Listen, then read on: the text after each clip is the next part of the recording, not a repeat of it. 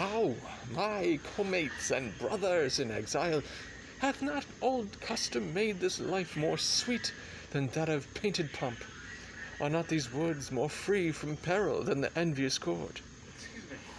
Here feel we but the penalty of Adam, the season's difference, as the icy fang and churlish chiding of the winter's wind, which, when it bites and blows upon my body, even till I shrink with cold, I smile and say, this is no flattery. These are counselors that feelingly persuade me what I am. Sweet are the uses of adversity, which like the toad ugly and venomous wears yet a precious jewel in his head.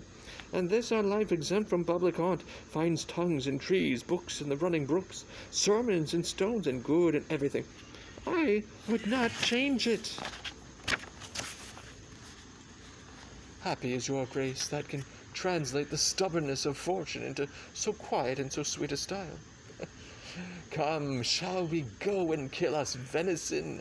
And yet it irks me the poor dappled fools, being native burghers of this desert city, should in their own confines with forked heads have their round haunches gored.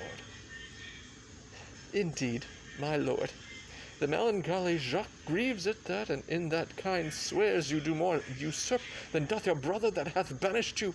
Today my lord of Amiens and myself did steal behind him as he lay along under an oak, whose antique root peeps out upon the brook that brawls along this wood, to the which place a poor sequestered stag, that from the hunter's aim had ta'en a hurt, did come to languish, and indeed, my lord, the wretched animal heaved forth such groans that the discharged it stretched leathern coat almost to bursting, and the big round tears coursed one another down his innocent nose in piteous chase, and thus the hairy fool, much marked of the melancholy Jacques, stood on the extremest verge of the swift brook, augmenting it with tears. But what said Jacques? Did he not moralize the spectacle? Oh yes, into 1,000 similes first, for there's weeping into the needless stream.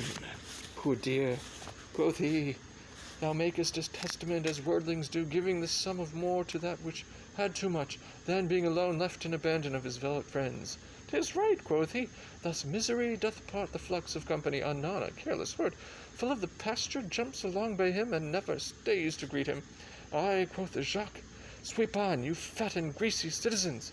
'Tis just the fashion, wherefore do you look upon that poor and broken bankrupt there? Thus more invectively he pierceth through the body of the country, city, court. Yea, and of this our life, swearing that we are mere usurpers, tyrants, and what's worse, to fright the animals, and to kill them up in their assigned and native dwelling place. And did you leave him in this contemplation? We did, my lord, weeping and commenting upon the sobbing deer.